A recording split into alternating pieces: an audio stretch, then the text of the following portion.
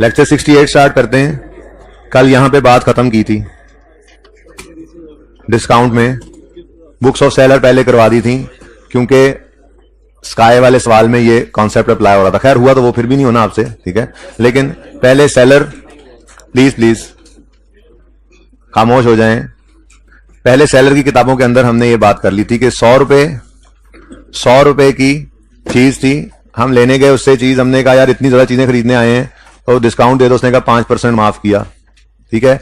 तो 5 रुपए को ट्रेड डिस्काउंट कहते हैं। ये बल्क क्वांटिटी पर भी मिल जाता है, ओल्ड बिजनेस रिलेशन, कोई ब्लड रिलेशन हो उसके ऊपर भी मिल जाता है, लेकिन ट्रेड डिस्काउंट की कोई अकाउंटिंग एंट्री हमारी किताबों में नहीं होती, बल्कि हम इसको नेट करके नेट फिगर से अपनी अकाउंटिंग में कहानी शुरू करते हैं। भाई इसके पीछे छुप के ना बैठो, आप थोड़ा सा इधर होके बैठो, ग्लासेस वाले भाई, मास्क वाले थोड़ा इधर हो जाओ, थोड़ा दूर होके बैठो, ठीक है ना, इससे दूर हो जाओ, ठीक है।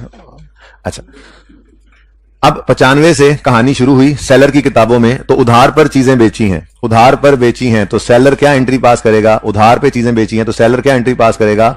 Debtor, debit, sale, credit. कहानी शुरू हुई कहां से हुई? 95 से, ठीक है। 1 जनवरी 20 को ये एंट्री पास हो गई। अब सेलर ने कहा, पैसे भी चाहता है कि जल्दी आ जाए, तो सेलर ने कहा कि अगर तुम 20 दिन के अंदर अंदर आ गए ना तो तुम्हें 10% बनता था 9.5, मैंने कल कह दिया था 10 कर लो इसको, ठीक है ना। अगर 20 दिन के अंदर अंदर आ जाते हो तो तुम्हें 10 रुपए और माफ कर दिए जाएंगे। और वो भाई साहब 15 को पैसे लेकर आ गए। अब घर से लेकर ही कितने आएगा?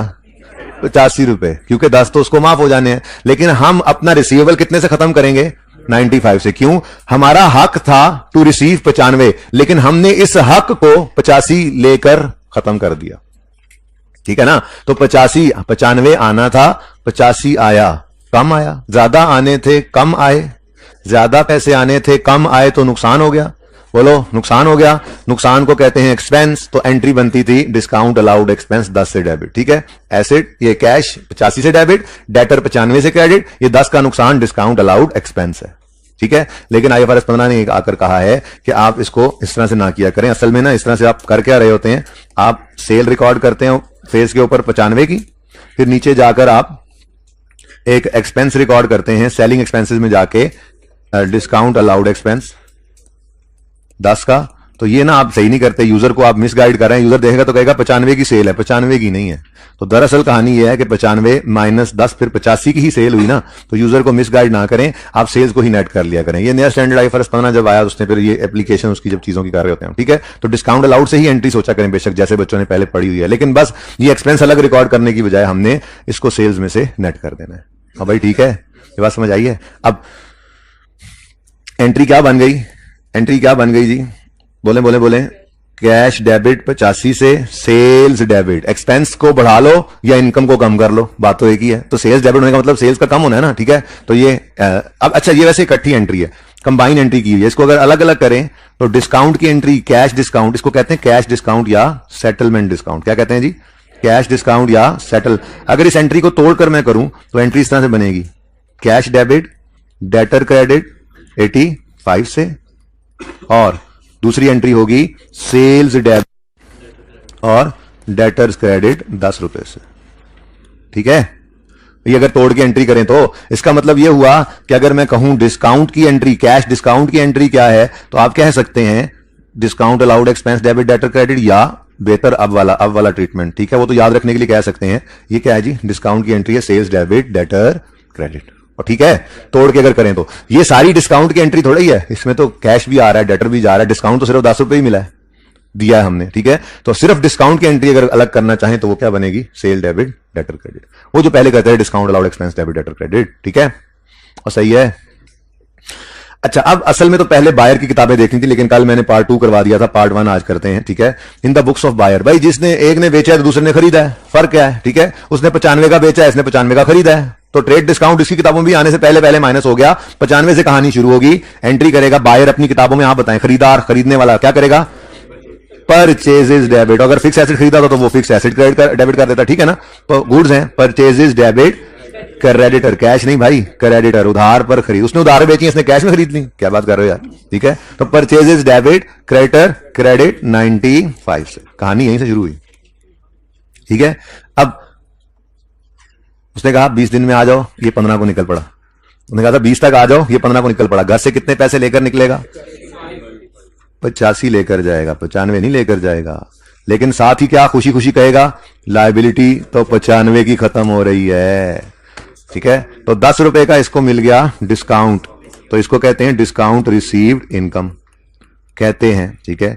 अच्छा, अब IFRS 15 ने इसको कुछ नहीं कहा, लेकिन फिर अब अकाउंटेंट्स इस नतीजे पर पहुंचे हैं कि फिर इसको भी परचेजेस में क्रेडिट कर दो, एक जैसा ही ट्रीटमेंट रखो। फिर इनकम बढ़ाने की बजाय एक एक्सपेंस को कम कर लो, बात तो वही है, इनकम बढ़ाने की बजाय एक एक्सपेंस को कम कर लो, ठीक है।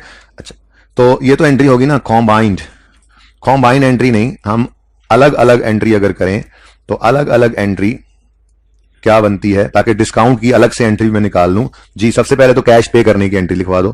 कैश पे करने की एंट्री क्या होगी, क्रेडिटर डेबिट कैश क्रेडिट 85 से, ठीक है जी। और बाकी के 10 रुपए की एंट्री बनेगी क्रेडिटर डेबिट परचेजेस क्रेडिट, जिसको आप पहले इनकम कहा करते थे, ठीक है, ये क्रेडिट 10 रुपए से, ठीक है।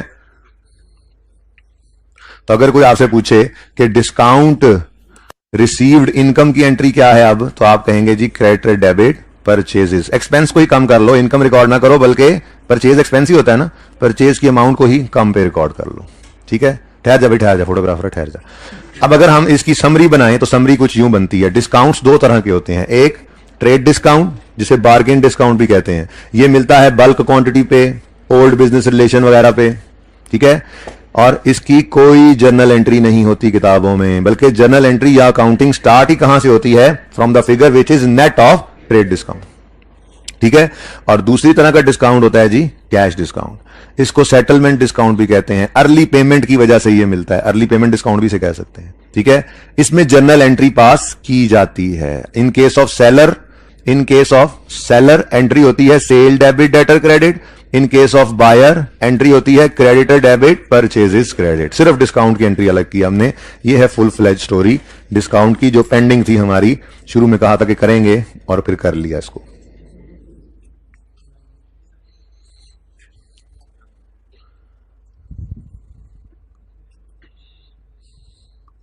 समझ आ गई?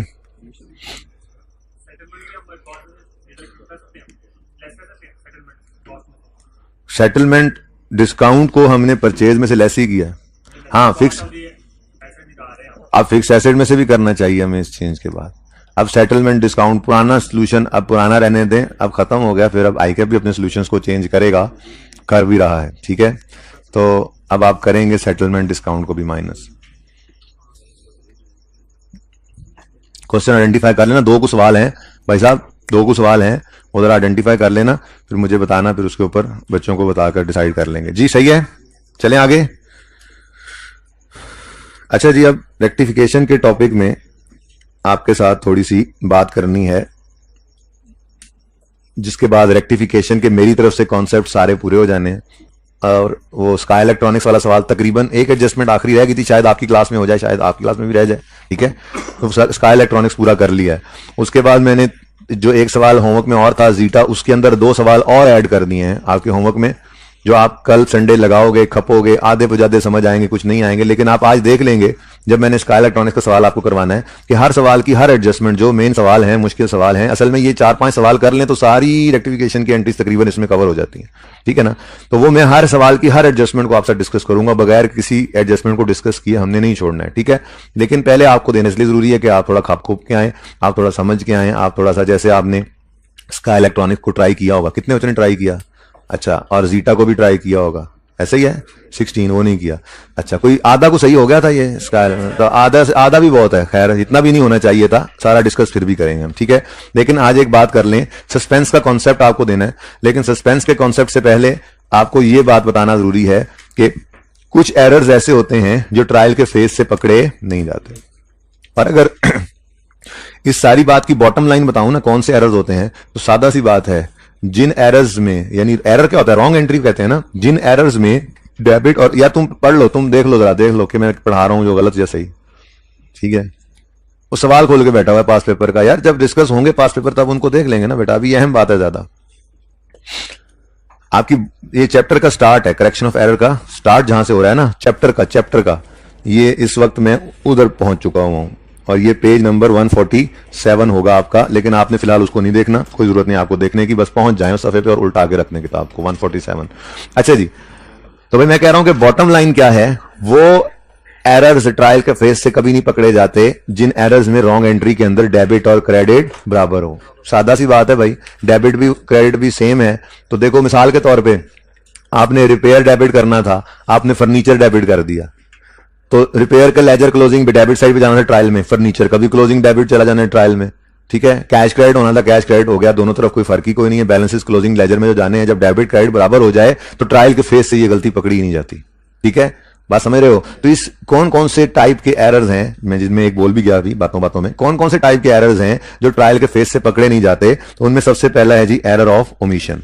एरर ऑफ ओमिशन कहते हैं एक काम जो हुआ ही नहीं सिरे से। आपने फ्लैट पे हॉस्टल में चाय बनाई, चीनी डालना ही भूल गए, क्या करना चाहिए, डाल देंगे चीनी। अम्मा ने घर पे गए छुट्टियों पे दाल बनाई, नमक डालना भूल गए, उनको कहना कुछ नहीं, चुप करके नमक उठाना है और डाल देना, ठीक है ना, बात समझ रहे हो। तो एरर ऑफ ओमिशन क्या है, जो होना था काम वो नहीं हुआ। ऐसे तो नहीं समझ आएगा एग्जाम्पल से, आपने ये एग्जाम्पल आपके में सोल्यूशन लिखे हुए हैं, ये मैंने सोल्यूशन मिटाए हैं आपकी क्लास में आने से पहले, ठीक है ना, ये आपके लिखे हुए हैं, इसलिए आप इसको नोट भी नहीं करें, सिर्फ समझते रहें, ओके, बुक पे देखने की जरूरत भी नहीं है। Example, sold goods to mister Umar for 3700 on credit. आगे मत पढ़ो, यहीं पर रुक जाओ और रुककर ओरिजिनल एंट्री कर लो जी। उमर ने चीजें बेची हैं उधार पे, एंट्री उमर को बेची है, sorry, debtor Umar debit sales credit, ये एंट्री होनी चाहिए थी 3700 से। अच्छा जी, और कह रहे हैं and the accountant omitted to record, हो रॉन्ग एंट्री क्या हुई, ना कुछ डेबिट हुआ ना कुछ क्रेडिट, कुछ हुआ ही नहीं, तो डेबिट क्रेडिट तो फिर भी बराबर है ना, 0 से डेबिट 0 से क्रेडिट तो बराबर है। तो रॉन्ग एंट्री के अंदर अगर डेबिट और क्रेडिट बराबर हो तो फिर ये ट्रायल में पकड़ी नहीं जाती एरर। बहरहाल इसकी रेक्टिफाइंग एंट्री क्या करोगे, ओरिजिनल जो होना था रॉन्ग नहीं हुआ तो फिर वही कर लो, चीनी भूल गए थे डाल दो, ठीक है। ये टेस्ट वाली है जी, बिल्कुल भाई कह रहे हैं टेस्ट में तो ऐसा ही था, टेस्ट में भी तो ऐसा ही था कि जो एंट्री होनी है वो नहीं हुई तो कर लो, तो आसान है ये, तो उल्टा ये तो आसान है कि आप जो है वो ओरिजिनल रॉन्ग भी ना पास करो, डायरेक्ट रेक्टिफाइंग पास कर रहे हो, सुकून ही सुकून है, ठीक है जी। तो जो होना था वो नहीं हुआ, error of omission. Next is error of commission. Error of commission, error of commission कहते हैं जी सब हेड की गलती को। किसको जी, सब हेड की गलती। क्या मतलब, मिसाल के तौर पे एक एक्सपेंस है रिपेयर और एक एक्सपेंस है रेंट। रिपेयर एक्सपेंस आप गलती से रेंट एक्सपेंस रिकॉर्ड कर गए, तो मेन हेड तो एक्सपेंस ही रहा ना, सब हेड रेंट की बजाय रिपेयर या रिपेयर की बजाय रेंट, कुछ भी हो सकता है, ठीक है। मेन हेड की गलती नहीं हुई, रहा तो एक्सपेंस में ही, लेकिन गलती से किसी और एक्सपेंस के अंदर हमने उसको डेबिट कर दिया, तो इसे कहते हैं error of commission. Error of commission, debit credit तो फिर बराबर है, ठीक है। डेबिट क्रेडिट जब तक नहीं बदलेगा, और आज वो वाला एरर भी देखेंगे और ट्रायल में फर्क भी देखेंगे और सस्पेंस भी आएगा और इंशाल्लाह जाएगा भी ऐसे ही जैसे आएगा, ठीक है, लेकिन थोड़ी देर लगेगी उस तक पहुंचने के लिए, ये जरूरी है। ये आईकैप 2, 3, 4 दफा पूछ चुका है सिर्फ ये वाले टाइप्स एरर के, कौन कौन से टाइप्स हैं जो ट्रायल के फेज से पकड़े नहीं जाते, जरा बताना भाई, 2 नंबर 3 नंबर, ठीक है ना। तो हाँ जी मुझे पता है, सुन ले अब। Error of commission, example, rent paid of 5700, आगे ना जाओ, पहले ओरिजिनल एंट्री बताओ। एंट्री होनी चाहिए थी रेंट एक्सपेंस डेबिट और कैश क्रेडिट 5700 से। आप पढ़ो जी क्या हुआ, had wrongly been debited to repair expense debit cash credit हो गया 57 से। तो देखो भाई रहा तो एक्सपेंसेस में ही ना, लेकिन गलती तो है। अब अगेन रॉन्ग एंट्री में डेबिट और क्रेडिट बराबर हैं, ट्रायल के फेज से इसने नहीं पकड़े जाना, ठीक है। तो रेक्टिफाइंग एंट्री करोगे जी, रेंट डेबिट होना था नहीं हुआ, कर लें। कैश क्रेडिट होना था, हो गया, कुछ ना करें। रिपेयर गलत डेबिट हो गया, सही करने के लिए क्रेडिट कर लें, ठीक है जी। This is error of commission. तीसरी टाइप है एरर की, error of principle. Error of principle कहते हैं मेन हेड की गलती को। किसको जी, मेन हेड की गलती को। मेन हेड में गलती हो गई, क्या मतलब, ये तो मैंने आपको बताया भी था जब फिक्स एसेट की रेक्टिफिकेशन शुरू, जिस दिन रेक्टिफिकेशन शुरू कर रहे थे तो मैंने एग्जांपल दी थी कि एक रेवेन्यू एक्सपेंस रॉन्गली कैपिटलाइज हो गया। क्या मतलब, रिपेयर है वो एसेट की कॉस्ट में ऐड कर दिया, एंट्री करनी थी रिपेयर एक्सपेंस डेबिट, कर गए एसेट डेबिट, या एंट्री करनी थी एसेट डेबिट, कर गए एक्सपेंस डेबिट। तो एक्सपेंस और एसेट दो अलग अलग हेड्स हैं, मेन हेड की ही गलती हो गई, ठीक है। लेकिन डेबिट क्रेडिट एंट्रीज में बराबर ही हैं। एग्जांपल है आपकी किताब में, rent paid of 1700 was wrongly debited to furniture. Entry होनी चाहिए थी rent expense debit cash credit, गलती से कर गए फर्नीचर डेबिट कैश क्रेडिट।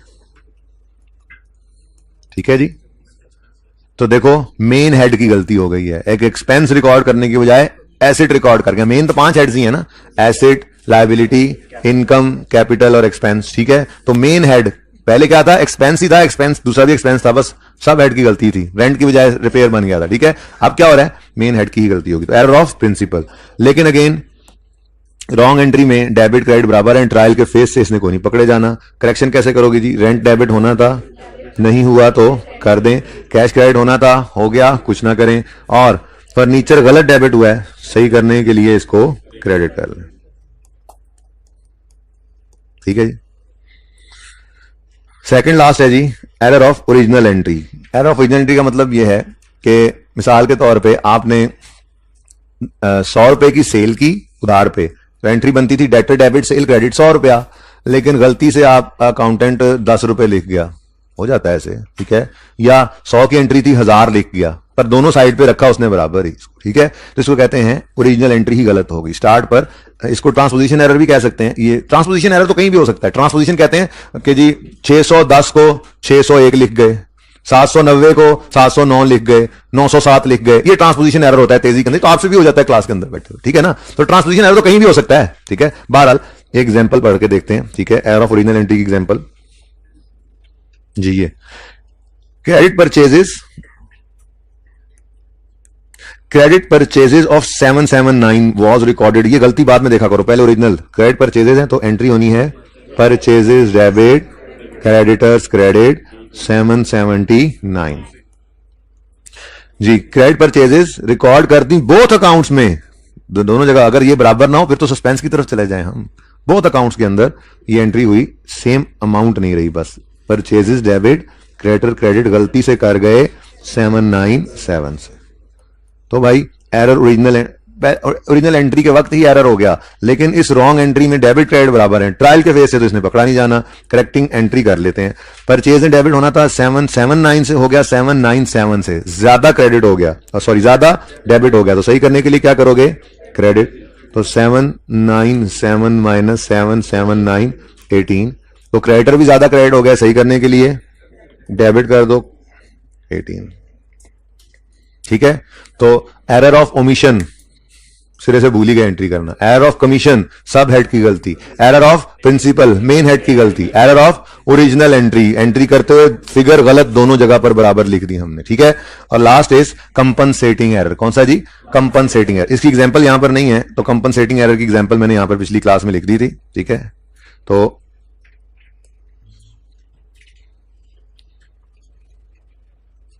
जी एग्जाम्पल है, a credit sale of 100 was wrongly recorded as credit purchase in both accounts.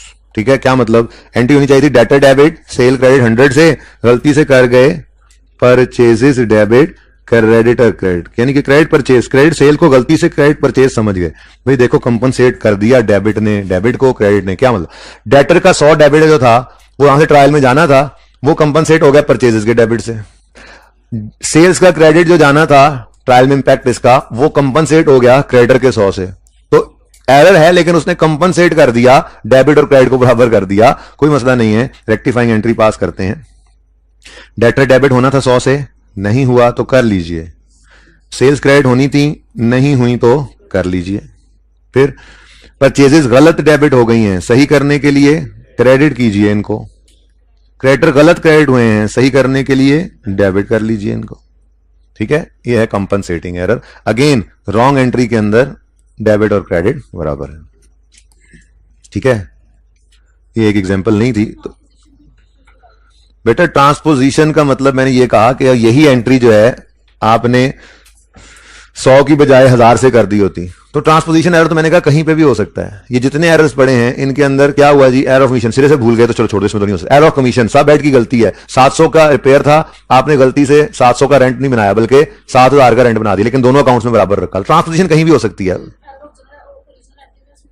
बेटा, वो एरर ऑफ ओरिजिनल एंट्री के अंदर ट्रांसपोजिशन हो भी सकती है, नहीं भी हो सकती है।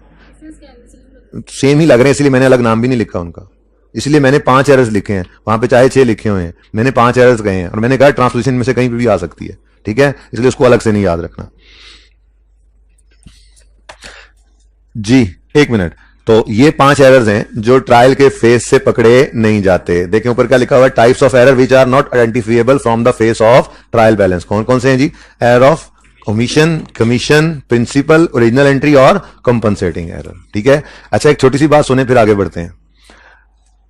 अब हमारी तरतीब ये है, ओरिजिनल, रॉन्ग, रेक्टिफाइंग हम करते हैं एक ही सफे के ऊपर आमने सामने।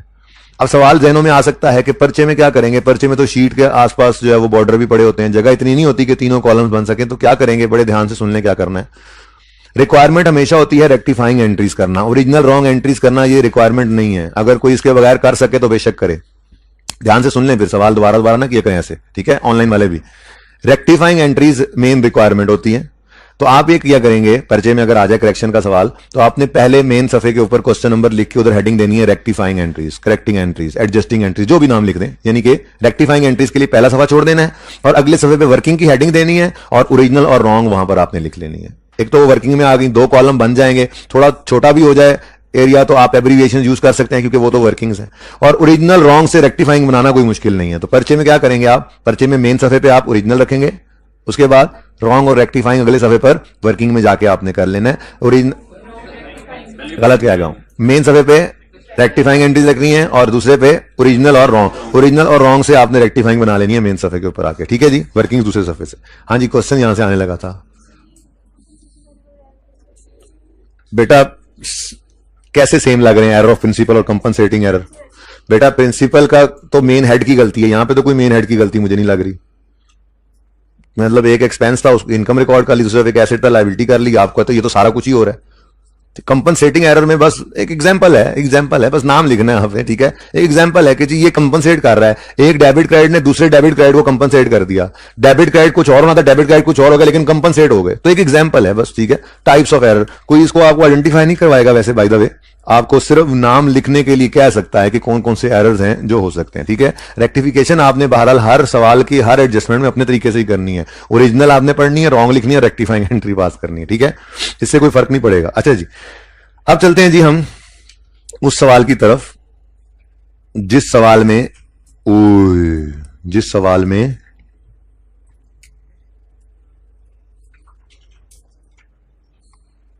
कभी ऐसा हुआ था। ये पेज नंबर 149 है, लेकिन फिलहाल आप छोड़ें, 149 को ना ओपन करें, ठीक है।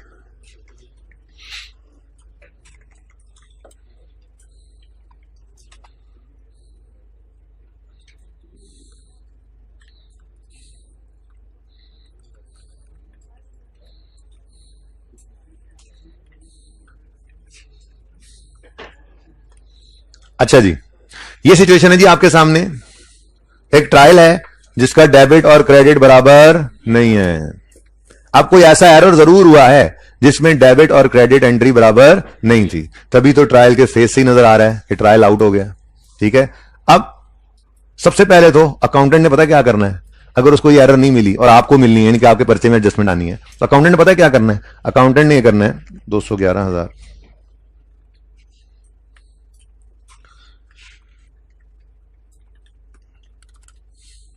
अच्छा जी, ये सवाल जरा सेम कर लिया ना मैंने, अब ये ऐसे है सवाल, ठीक है ना, गलती नहीं देखनी अभी आपने। ये सिचुएशन है जी, अकाउंटेंट क्या कह रहा है, योर डेबिट क्रेडिट तो बराबर नहीं है, किस तरफ कमी है, किस तरफ, बड़े ध्यान से देखना है अब, ये बड़े ध्यान से देखना है जी, किस तरफ कमी है, क्रेडिट। यानी अगर मैं क्रेडिट साइड पर कुछ बैलेंस डाल दूं जितना फर्क है तो दोनों बराबर हो जाएंगे। कितना फर्क डाल, दोनों का डिफरेंस कितना है, चेक करें जरा, 342,500 और 211,000, 131,500 क्रेडिट साइड पर। तो अकाउंटेंट पता है क्या करता है, अकाउंटेंट आता है इधर और क्रेडिट साइड पे लिखता है 131,500 और कहता है पता नहीं यार अब ये क्या बला है, समझ से बाहर है, कुछ समझ नहीं आ रही उसको, मतलब उसके दिमाग में एक सस्पेंस क्रिएट हो गया, पता नहीं ये क्या गलती है, तो उसने इसका नाम रख दिया सस्पेंस। सस्पेंस अकाउंट ओपन कर लेता है ये सस्पेंस, ठीक है। अब जब इधर 131,500 आता है तो ये बैलेंस कर देता है, ठीक है। दोनों बैलेंस होगी साइड्स, बोलो कितना आ गया, 342,500, ठीक है ना। ये कमाल नहीं किया इसने, ये मुसीबत डाल दी हमारे गले में, लेकिन ये इस अकाउंटेंट का ट्रायल है, जो नालायक अकाउंटेंट है, जो पढ़े लिखे अकाउंटेंट्स होंगे, उनके तो ट्रायल से भी इसका वजूद हम खत्म कर देंगे, या वो अगर इस ट्रायल से बैलेंस शीट बनाएंगे तो उनकी बैलेंस शीट में सस्पेंस का वजूद नहीं रहेगा, क्योंकि वो तो करेक्शन कर देंगे कोई एरर होगी तो उसकी। ठीक है, अब ये सिचुएशन है, उसने ये कर दिया, ठीक है ना, ये कर दिया करता है अकाउंटेंट, ये करके ट्रायल बैलेंस करके कहता है ये पकड़े जी, वो हम कहते हैं यार ये क्या, कहता है मैंने पता होता तो मैं सस्पेंस लिखता पाया, नहीं समझ आ रही ना, नहीं समझ आ रही की करा, और ये ट्रायल नहीं मिलता अकाउंटेंट को, अक्सर ऐसा होता है नहीं मिलते, ये प्रैक्टिकली हो जाता है उसके साथ। ठीक है, तो कोई प्रॉब्लम आ गया, बस उसको नहीं समझ आ रही, सस्पेंस में डाल दिया। ठीक है, अब आपने जब इन्वेस्टिगेशन की तो आपको ये पता लगा क्या, अ क्रेडिट परचेज ऑफ 1/31/500, चुप चुप रुक जाओ, आगे मत देखो, क्रेडिट परचेज है तो फटाफट पहले ओरिजिनल एंट्री करो, क्या बनती है original, purchases debit, creditors credit 1/31/500। ठीक है, फटाफट हम अपनी ओरिजिनल एंट्री तो कर लेना, 1/31/500। ठीक है, अब has correctly been posted to purchases account, उसने परचेजेस को डेबिट भी कर दिया करेक्टली, परचेजेस 1/31/500। अब अगर आगे चुप होता तो मैं क्रेडिटर को भी क्रेडिट कर देता, जैसे हमने आज तक सीखा हुआ है कि रॉन्ग एंट्री के जिस इंपैक्ट के बारे में खामोश सही अज्यूम करना है, बट वो कह रहा है but has not been posted to, कुछ क्रेडिट हुआ ही नहीं। पहली बार ऐसा देखा आपने कि डेबिट पे कुछ है, क्रेडिट पे कुछ नहीं है, पहली बार ऐसा हुआ कि रॉन्ग एंट्री का डेबिट और क्रेडिट बराबर नहीं है। ये जितनी एरर्स ये देखो, रॉन्ग एंट्री डेबिट क्रेडिट बराबर है, हालांकि सिफर सिफर सिफर भी तो बराबर ही है, तो देख लें इधर। ठीक है, फिर रॉन्ग एंट्री डेबिट क्रेडिट बराबर, रॉन्ग एंट्री डेबिट क्रेडिट बराबर, रॉन्ग एंट्री डेबिट क्रेडिट बराबर। हमारी एग्जांपल आई थी इधर कहीं, रॉन्ग एंट्री डेबिट क्रेडिट बराबर, तो ट्रायल के फेस से पकड़ा नहीं जा रहा था। पहली बार ऐसा हुआ कि डेबिट, अच्छा जरूरी नहीं कि सिरे से ये ना आए, ऐसा भी हो सकता था कि 1/31/500 से परचेज डेबिट करता और क्रेडिटर को जो है वो 1/31/50 से कर देता, एक सिफर लिखना भूल जाता, तब भी डेबिट क्रेडिट बराबर ना होता, तब भी यही प्रॉब्लम आ जाती। ठीक है, बात समझे हो, तो ये हमारा प्रॉब्लम आ गया जी।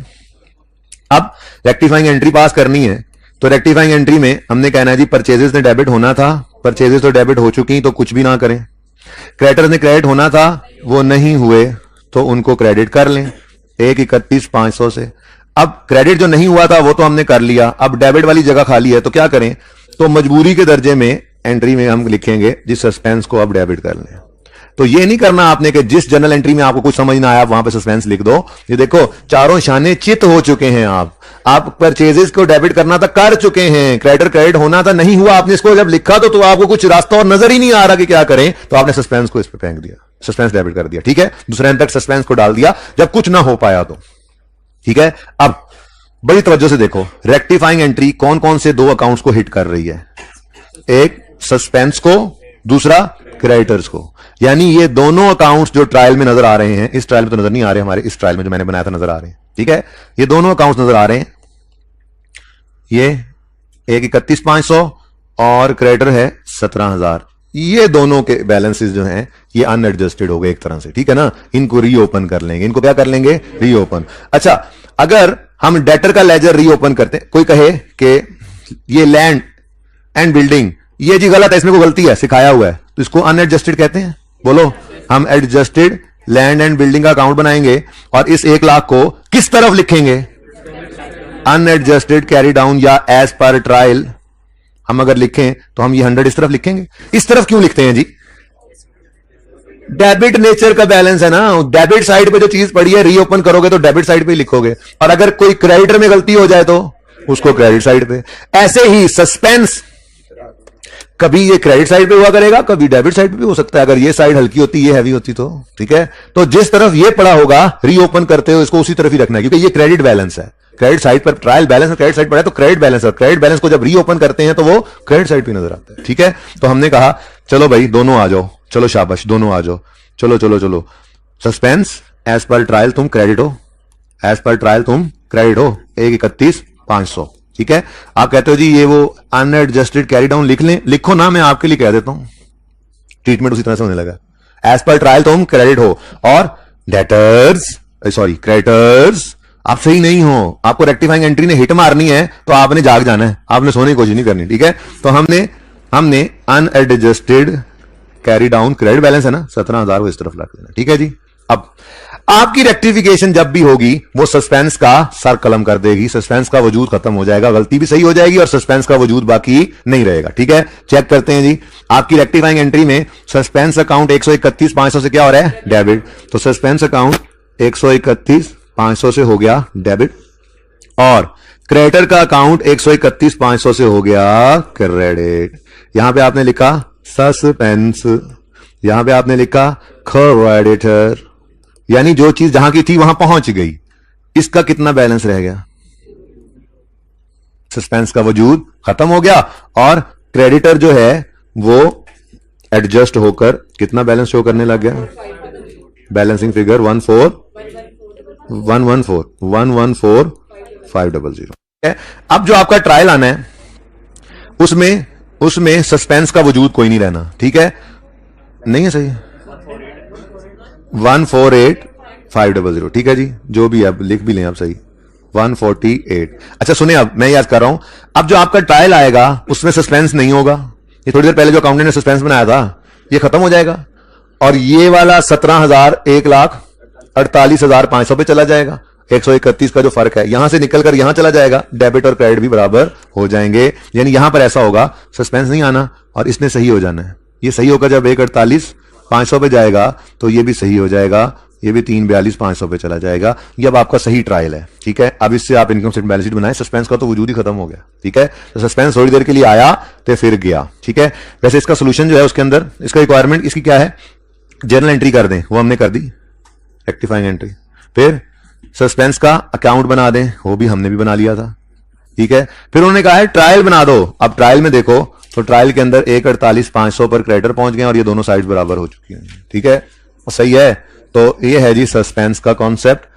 ये क्वेश्चन ऐसे पता लगेगा, इधर देखो, इसको मैं क्वेश्चन को जैसे ही देखा आपने, डेबिट और क्रेडिट बराबर नहीं है, आपने कहा लो भाई, जिस तरफ बैलेंस कम पड़ा है सस्पेंस का वो बैलेंस बन जाएगा, क्रेडिट बैलेंस। ठीक है, फिर आप रेक्टिफिकेशन करेंगे तो ये सही। अच्छा, ये नहीं कि एक ही एंट्री होगी, मल्टीपल एंट्रीज हो सकती हैं, डेबिट क्रेडिट रल मिलके ये भी हो सकता है। तो दो सवाल जो होमवर्क में दे रहा हूं ना इधर वाले, वो लाजमी करने हैं, बड़े इंपॉर्टेंट हैं, बड़े ही ज्यादा इंपॉर्टेंट है। ठीक है, वो कौन कौन से हैं, क्वेश्चन नंबर 2 और 3, 4, 5, 6, 7, 8 तो आपने कर लिए थे ना, 2 और 3 रहते हैं। 1 मैंने करा दिया है, 2 और 3 देख लो। अगर आपकी तस्वीर कशी हो गई हो भाईजान तो मैं अब आगे चलूं। ट्रायल बैलेंस में भी सस्पेंस आ जाए तो नीचे वाली एंट्री पड़ी होगी वो करोगे तो ट्रायल बैलेंस में उसका सर कलम हो जाएगा, खत्म हो जाएगा वो। अगर पेपर में और आप सस्पेंस डाल के आओ तो मैं अगर हूं एग्जामिनर तो मैं फेल करूंगा आपको। वैसे नेगेटिव मार्किंग होती है पर मुझे इतना गुस्सा है, क्यों? क्योंकि सस्पेंस का नाम है, सस्पेंस का कोई तुक नहीं बनता भाई। आपकी बैलेंस शीट टैली नहीं हुई, अच्छी बात है, उसको वैसे ही गया हो। आप तो ये भी नहीं करना चाहिए आपको कि बैलेंस शीट अगर टोटल नहीं हो रही तो आप जानबूझ के टोटल बराबर लिख दो, वो कहेगा मैंने पागल समझे, गुस्सा आ जाता है एग्जामिनर को। ठीक है, आपने जो है जैसा है वैसा करके आना। ठीक है, और सस्पेंस आपने नहीं बना के आ जाना, आप बैलेंस शीट में सस्पेंस कोई वजूद नहीं है इसका। ये देखें जी, डेबिट क्रेडिट बराबर ही नहीं है, हद हो गई।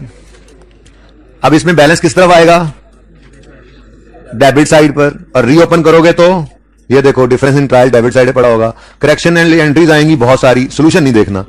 ठीक है, तीसरे में ट्रायल ही नहीं है, ये जबरदस्त सवाल है क्योंकि उन्होंने प्रॉफिट दे दिया और उसके ऊपर इंपैक्ट मांग लिया। ये बहुत से ज्यादा इंपॉर्टेंट एग्जांपल्स हैं दोनों, इनसे आपका पर्चा जो है ना वो हल हो जाना है सारा, ये बता रहा हूं। तो ये दोनों एग्जांपल्स करनी है। हाँ, जो मसला होगा जाहिर है डिस्कस करूंगा। ठीक है, आ जाएं जी अब अपने सवाल पे। क्या, अच्छा एसी को यार कुछ कर दो, कुछ भी कर दो।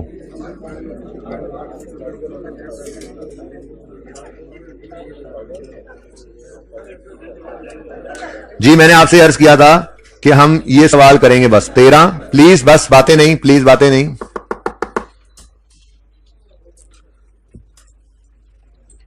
मैंने आपसे अर्ज किया था कि हम सवाल करेंगे 13, 14, 15, 16 और 17। ये रीसेंट सवाल हैं और इनमें इतनी एडजस्टमेंट्स हैं तरह तरह की कि जरूरत नहीं रहती। इसके अलावा तकरीबन सारे एरियाज को कवर कर लेते हैं। ठीक है ना, इससे पहले वाले सवाल कोई अपनी मर्जी से करना चाहे तो करे, मुझसे सवाल ना पूछे, फिर मैंने नहीं करवाने। ठीक है, यही हो जाए तो बड़ी बात है। अब एक मैंने 17 होमवर्क में दे दिया है आज। ठीक है, जाहिर है मैंने करवाना भी है, लेकिन ये बड़े मजे का सवाल है। एडजस्टमेंट शायद 2 या 3 ही समझ आए, बाकी ना ही आए, कोई मसला नहीं, आना नहीं है मंडे को।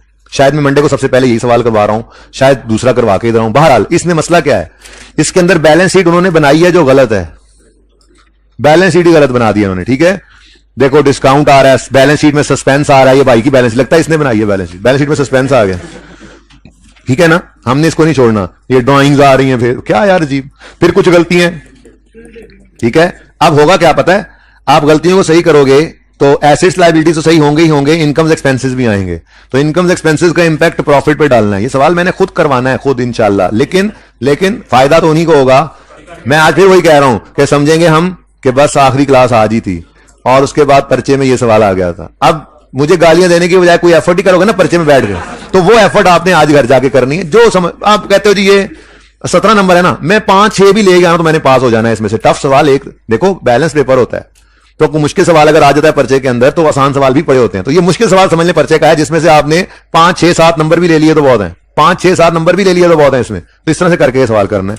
उसके बाद 16 आपको ऑलरेडी होमवर्क में दिया हुआ था, ये डिस्कस नहीं हो सका, ये भी होमवर्क ही है। जब तक डिस्कस नहीं हो जाएगा कुछ भी, वो होमवर्क से नहीं निकलने लगा, ठीक है। इसको मैंने पहले होमवर्क में देके फिर रोक दिया। मैंने कहा इस सिब्बी वाले को फिलहाल छोड़ दो, इसमें बीआरएस का कॉन्सेप्ट है और बीआरएस का कॉन्सेप्ट देने के लिए मुझे आधा पौना घंटा भी चाहिए। किसी दिन देख लेंगे, जब वो दे लूंगा फिर ये कर लेंगे। वैसे बाकी सवाल हो सकता है इसको छोड़ के, लेकिन मैंने कहा सवाल ही छोड़ दो फिलहाल, ठीक है। और ये सवाल दे दिया टाइमथी होमवर्क के अंदर, ये बड़ा इंटरेस्टिंग सवाल है। इसमें उसने एंट्रीज नहीं मांगी है, एंट्रीज आपने करनी है अपने समझने के लिए। उसने जीपी और ये सवाल मैं बल्कि मंडे को मैं ये सवाल कराऊंगा, क्योंकि जब मैंने ये सवाल करा लेना है ना तो फिर आपका एक लेवल बन जाना है, लेवल। उस लेवल को यूज करना है आईएएस 8। मैंने बातें करने का बोला यार आप लोगों को, उस लेवल को आईएएस 8 में भी हमने यूज करना है, सिर्फ यहां पर नहीं यूज करना। वो लेवल आपका यूज आईएएस 8 में भी होगा, नलतर में भी वही यूज हो जाएगा इंशाल्लाह लेवल, ठीक है ना। तो बहरहाल ट्राई तो करना है इसको भी, क्या हो सकता है, क्योंकि होमवर्क करके कुछ ना कुछ खप खुप के आएंगे तो मेरे साथ डिस्कशन करेंगे, मैं एडजस्टमेंट कराऊंगा। आप 2-3-4 एंगल से सोच रहे होंगे उसको, और अगर मैं सवाल शुरू करता हूं, आप साथ साथ करते हैं, तो जो मैं कहता जाऊंगा वो आप सुनते जाएंगे और उसी को लेते जाएंगे, तो फिर आप फायदा इतना नहीं होगा, ठीक है ना। तो खप के आना है, समझ तो इंशाल्लाह आधा भी नहीं आना है, ठीक है, लेकिन आधा भी आ जाए तो बहुत है। जी बेटा क्वेश्चन नंबर 14 का 5 तब डिस्कस करूंगा जब क्वेश्चन 14 डिस्कस करूंगा। अच्छा ये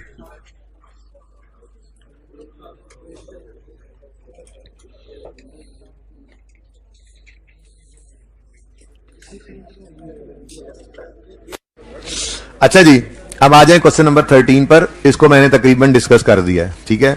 आखिरी एडजस्टमेंट रह गई थी तो आपकी भी रह जाएगी। तकरीबन 35 से 40 मिनट पर मैंने क्लास लाजमी खत्म करनी है, अगली क्लास फौरन शुरू करनी है और फिर उसको भी जल्दी खत्म करना है जी। क्वेश्चन नंबर 13 बेटा, बातें नहीं प्लीज।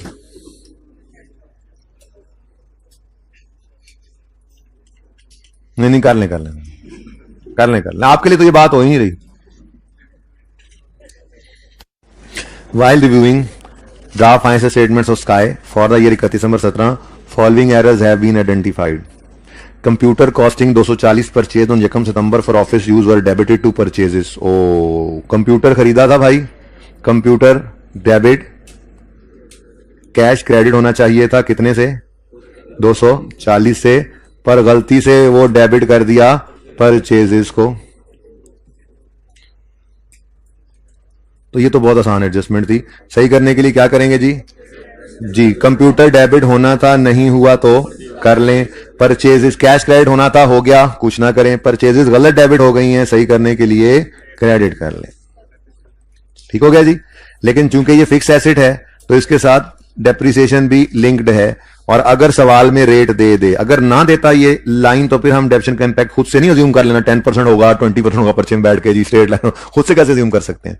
अगर सवाल में गिवन है तो गिवन है, नहीं है तो नहीं है, ठीक है। सवाल में अगर रेट वगैरह गिवन है तो फिर डेप्शन का इंपैक्ट भी निकाल देंगे, ठीक है। ये तो बहुत आसान है, ठीक है। एसिड बढ़ रहा है तो बोलो डेप्शन को भी बढ़ा लेंगे। डेप्शन बढ़ाने की entry depreciation expense debit, accumulated depreciation credit. कैसे सिखाया था जी आपको, अगर तो स्ट्रेट लाइन मेथड है जो कि है अल्हम्दुलिल्लाह, तो फिर कॉस्ट को ही पकड़ो, रेट लगाओ, डेट ऑफ एरर से ईयर। अच्छा वैसे बात सुनो, ये पहला साल था, अगर रिड्यूसिंग बैलेंस मेथड भी होता तब भी इंपैक्ट यही होता, अनलेस कि रेजिडुअल वैल्यू आ जाए, वो फर्क डाल देती है डेप्रिसिएशन पे, ठीक है ना, स्ट्रेट लाइन रिड्यूसिंग बैलेंस में, वरना पहले साल में और कोई फर्क नहीं। तो डेट ऑफ एरर से ईयर एंड तक कितने मंथ्स, सितंबर, अक्टूबर, नवंबर, दिसंबर, 4 मंथ्स बनते, ठीक है।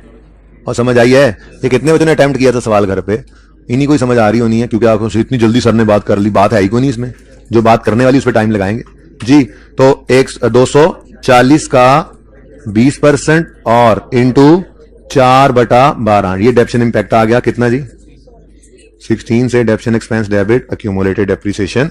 ये जी पहली एडजस्टमेंट है, कोई क्वेश्चन है तो पूछ लें, एडजस्टमेंट पढ़ लें। तो मुश्किल सवाल में भी आसान एडजस्टमेंट्स होती हैं, ठीक है ना, ताकि ये कितने नंबर का सवाल है?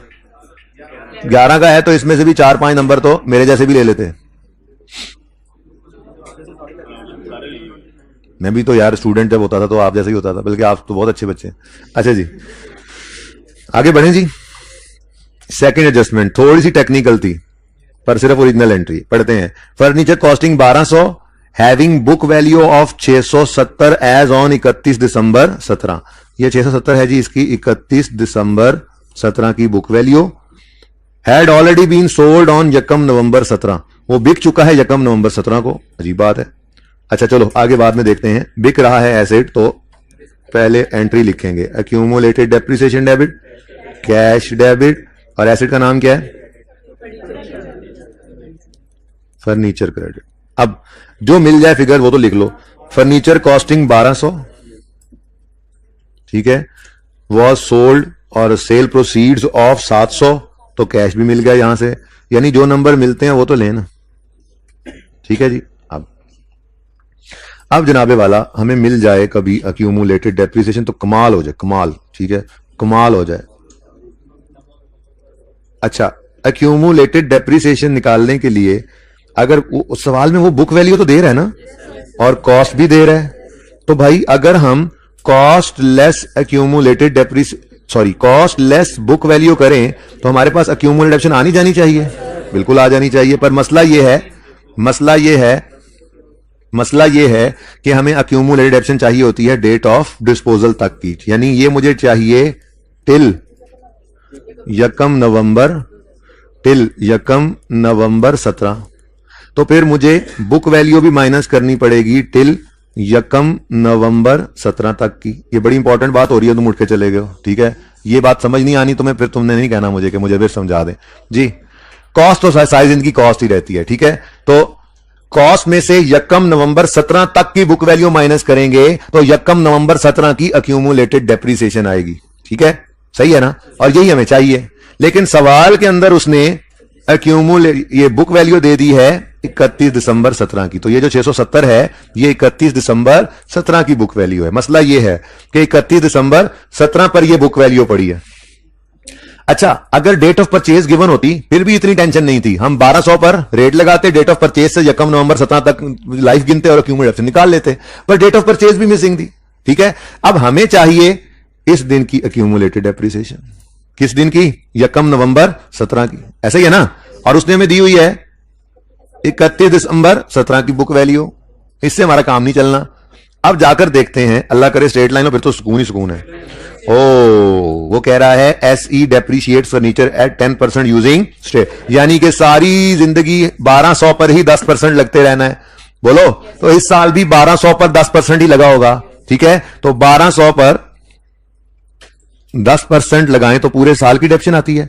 हमें सिर्फ इस वक्त चाहिए 2 महीने की डेप्रिसिएशन, नवंबर और दिसंबर की। स्ट्रेट लाइन हर साल हर महीना डेप्रिसिएशन बराबर है, ठीक है ना। हमें ये 2 महीने की डेप्रिसिएशन मिल जाए ना, तो हम इस 670 में लेस कर देंगे, लेस करेंगे। खुदा का खौफ करो, खुदा का खौफ करो। 670 से वापस जाना है, 31 दिसंबर तक 2 महीने माइनस हो चुके हैं ये वाले, ये 2 महीने ऐड बैक करेंगे, तो 2 महीने की डेप्रिसिएशन मिल जाए, 670 में ऐड करेंगे तो 2 महीने पीछे आ जाएंगे। वो बुक वैल्यू है ना, बुक वैल्यू समझ आई है? नहीं आई तो अभी समझ आएगी 1 मिनट में। 2/12 आता है 20, ये 20 की डेप्रिसिएशन मेरे बच्चों 2 महीनों की निकल आई। कौन से 2 महीनों की? इन 2 महीनों की, ठीक है। तो ये 2 महीनों की डेप्रिसिएशन है कितनी जी? 20, ठीक है। ये 20 की डेप्रिसिएशन अगर मैं 670 में ऐड करता हूं तो मैं 2 महीने पीछे पहुंचा दूंगा बुक वैल्यू को। ये बात से इत्तेफाक करते हो कि माइनस करूं? नहीं, ये देखो, पहले ऐड करके मुझे फिगर बताओ ना, पहले ऐड करके मुझे फिगर बताओ। हम 670 में प्लस करेंगे 20, तो यहां पर आंसर आएगा 690। 690 में से 20 रुपए कम होकर 670 पे पहुंचा एसेट, ठीक है ना। इसी तरह से साल के शुरू में और ज्यादा होगी बुक वैल्यू, हर साल की डेप्रिसिएशन कम, हर महीने की डेप्रिसिएशन कम होते आ रही होती है ना, ठीक है। तो ये बुक वैल्यू 670 की यहां पे पड़ी है। हमें इस दिन वाली नहीं चाहिए थी, हमें चाहिए थी यकम नवंबर की। तो हमने 2 महीने की डेप्रिसिएशन निकाली, उसको 670 में ऐड किया, तो हम 2 महीने पीछे पहुंच चुके हैं। सबको समझ आ गई इस बात की। अब ये 670 जो है ये मैं यहां पर लिख सकता हूं पुरसुकून तरीके से, ठीक है। मैं क्या कहूंगा, मैं कहूंगा जी मुझे एक्यूमुलेट एडिशन जो मुझे मेरी एक्यूमुलेशन निकलेगी जी 1200 माइनस 690 से माइनस 600। अब एतराज करने वाले कहेंगे ये 690 कैसे निकला, सवाल में तो कोई गिवन नहीं है। तो उनको ये बताएंगे कि जी हमने यहां स्टार लगा के कि जी हमने 670 में 20 ऐड किया है। अब फिर एतराज करेंगे और कहेंगे ये 20 कैसे आया। हम कहेंगे 1200 का 10% लेकर हमने उसको 2/12 कर दिया, तो इस तरह से ये 20 आया। 670 में 20 ऐड किया तो 690 आया। 1200 में से 690 को माइनस किया तो 510 आया, और यही हमें चाहिए था। और गेन आ गया 10 रुपए का। गेन ही आता है ना, मेरी गिनती गलत तो नहीं हो गई। लो भाई, ये ओरिजिनल एंट्री है, कोई मसला है तो पूछ सकते हैं। ये सारी एडजस्टमेंट भी ऊपर वाली आ गई। ये कहानी वो 670 से 690 पर गए। कोई क्वेश्चन है तो पूछ लें, ठीक है।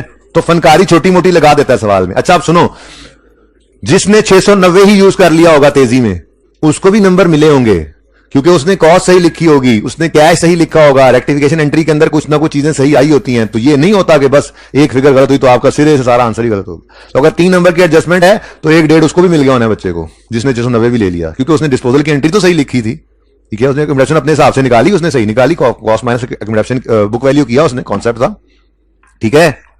अच्छा अब उसने क्या किया, the sale proceeds were credited to sales. आगे तो आसान है, बस यही मसला था। तो कैश डेबिट और सेल्स क्रेडिट कर गए हैं जी, कितने से, 700 से। अब करेक्टिंग एंट्री करनी है तो एक्यूमुलेटेड डेप्रीसिएशन डेबिट होना था 510 से, नहीं हुआ तो कर लीजिए ना जी, accumulated depreciation debit 510। Next, cash debit होना था, हो गया, कुछ ना कीजिए। प्रॉफिट एंड लॉस 10 से क्रेडिट होना था, नहीं हुआ तो कर लीजिए 10। अच्छा सेल्स लिख दिया मैंने, सॉरी सर, नजर सेल पे चली गई नहीं है ना जी। प्रॉफिट एंड लॉस, ठीक है। नेक्स्ट, फर्नीचर क्रेडिट होना था 1200 से, बिल्कुल नहीं हुआ क्रेडिट तो कर लीजिए 1200 से क्रेडिट, तो फर्नीचर क्रेडिट 1200 से, ठीक है। और बच गया एक सेल, ये गलत क्रेडिट हुआ पड़ा है जी, सही करना है इसको तो डेबिट कर दें। आप ऊपर एक लाइन छोड़ लिया करें, कोई मसला नहीं, सेल्स ऊपर लिख लेते अगर ऊपर लाइन छोड़ी होती, ठीक है ना जी। कितने से, 700 से। अब एसेट है तो आपको पता है डेप्रीसिएशन का इंपैक्ट भी आता है, तो 1200 मैंने कहा था, ये चाहे रिड्यूसिंग बैलेंस मेथड भी हो ना, यहीं से देखकर इंपैक्ट जरूर निकाल लिया करो, एंट्री का, एंट्री लिख लिया करो, उसके बाद फिर फिगर तो निकलती रहती है, वो जैसे मर्जी निकालें, ठीक है। तो एसेट बढ़ रहा है, कम हो रहा है, एसेट कम हो रहा है तो डेप्शन को भी कम, डेप्शन कम करने की entry accumulated depreciation debit, depreciation expense credit, और ये ना हम ऑलरेडी निकाल चुके हैं। क्या कर गए थे, 20 रुपए से डेप्शन ज्यादा चार्ज कर गए थे कि 670 पे पहुंच गया था, गलत हुआ था, ये गलत हुआ था, ये 2 महीने की डेप्शन 20 रुपए रिवर्स करनी है, ठीक है। आप कहते हो नहीं जी हम तो ऐसे नहीं करेंगे, हम तो जैसे याद किया हुआ वैसे करेंगे, तो कोई बात नहीं। देखो स्ट्रेट लाइन है, स्ट्रेट लाइन है तो जिंदगी आसान है। 1200 को पकड़ो, 1200 को पकड़ो, पकड़ लिया, इसको रेट लगाओ 10%, और डेट ऑफ एरर से year end, date of error से ईयर एंड 1 नवंबर से 31 दिसंबर, कितने महीने, ऐसे भी हो सकता है भाई इंपैक्ट, वैसे तो निकला हुआ था, आपने दोबारा ऐसे ही मुझसे ही काम करवाया, 2/12 जी, वही 20 है भाई, वही 20 है, वही वी है,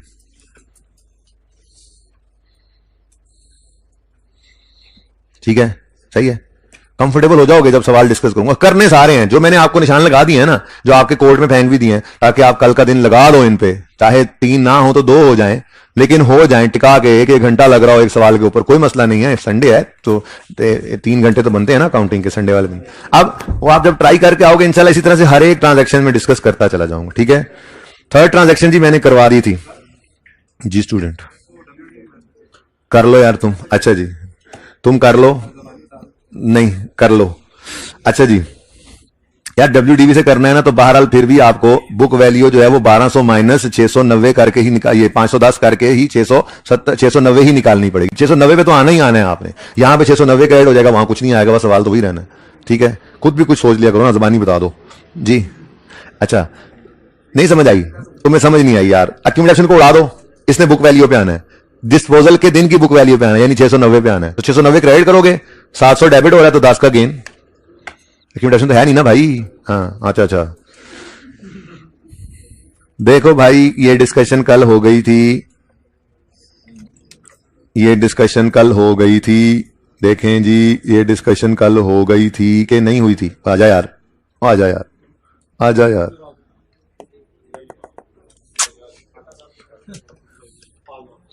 जी बच्चों, ये कल मैंने एंट्री करवा दी थी ना। थर्ड ऑन 1 अप्रैल 17, यकम अप्रैल 17 को SE rented out one of its premises at an annual rental of 900। आगे बाद में पेबल इन एडवांस, आगे बाद में पढ़ते हैं।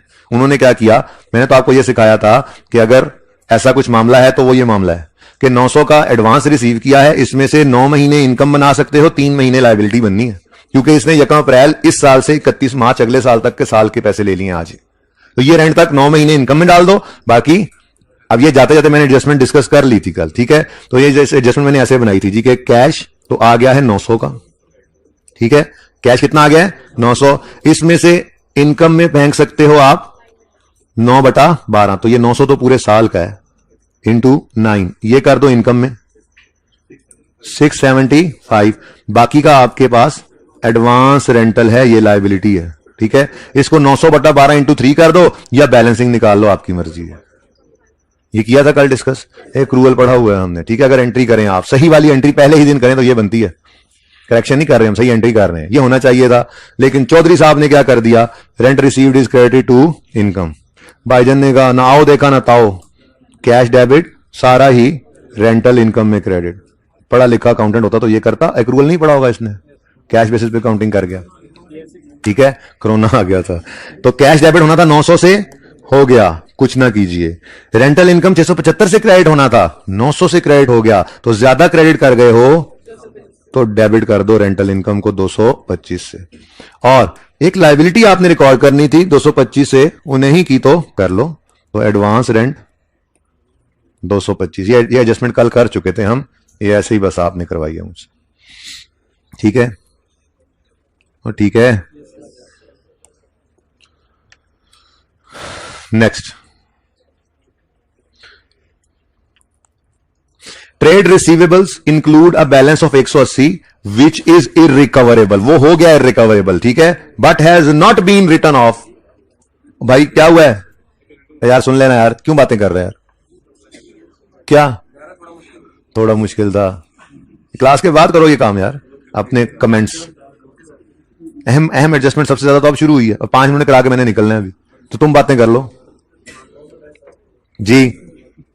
Bad debt, return of expense debit और डेटर क्रेडिट, ये एंट्री होनी चाहिए थी कितने से जी, 180 से, और ये एंट्री नहीं हुई, तो ये एंट्री कर लो।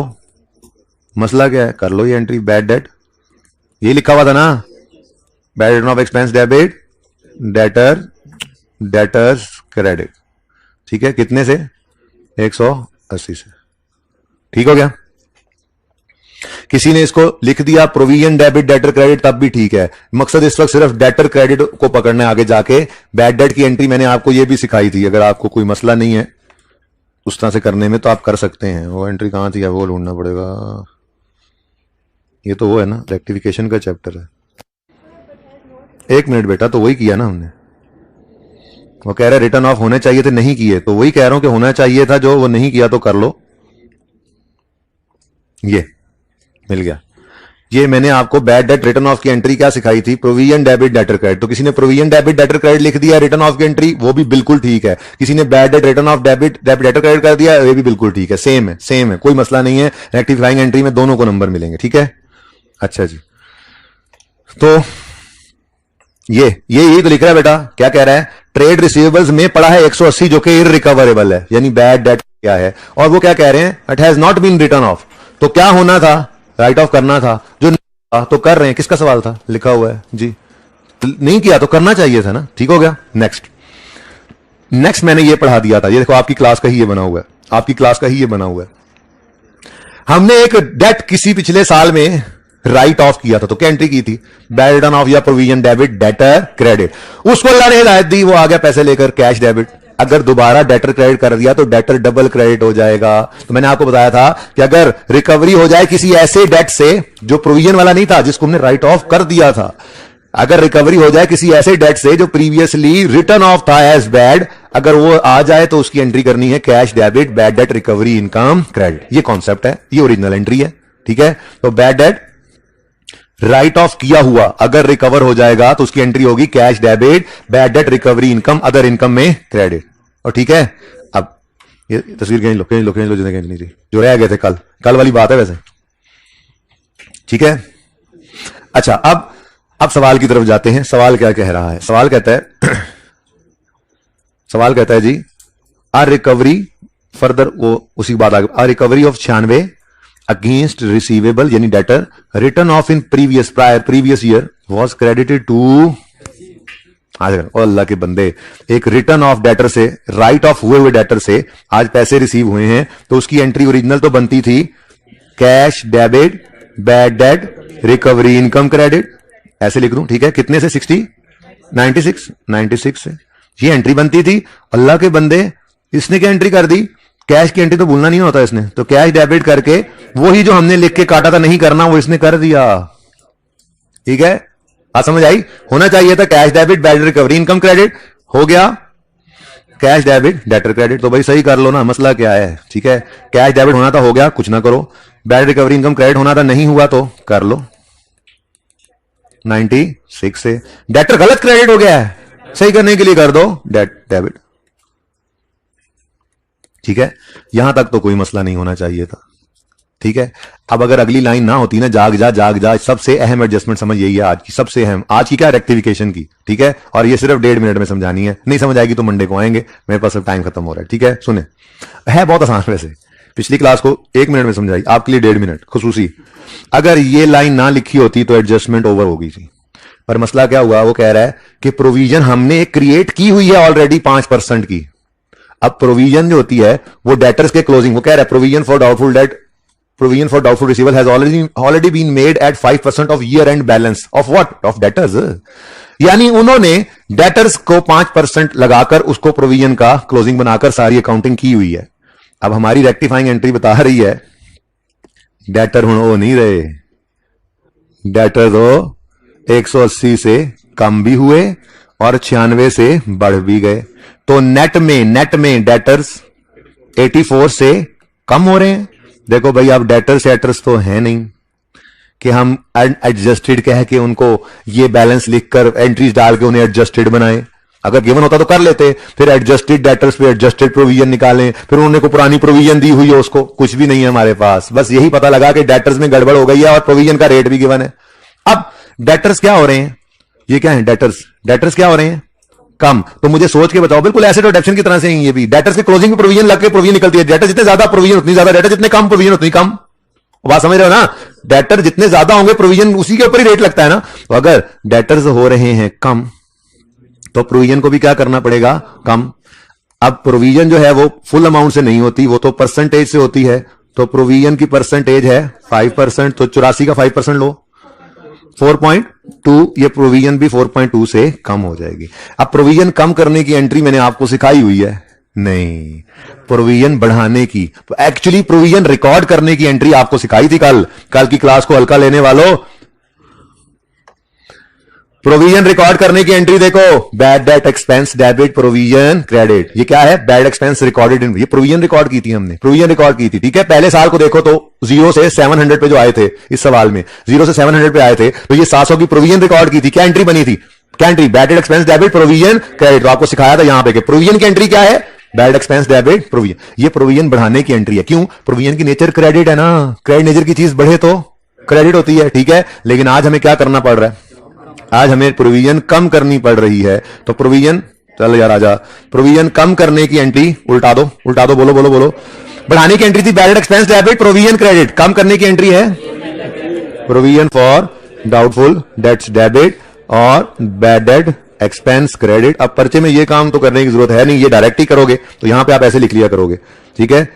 -84 यानी डेटर्स कम हुए तो 5%, ठीक है। उसको बाद में बताना कि तुम्हें समझ नहीं आई, 4.2 से ये एंट्री कर लो, ठीक है, ओके, सही है।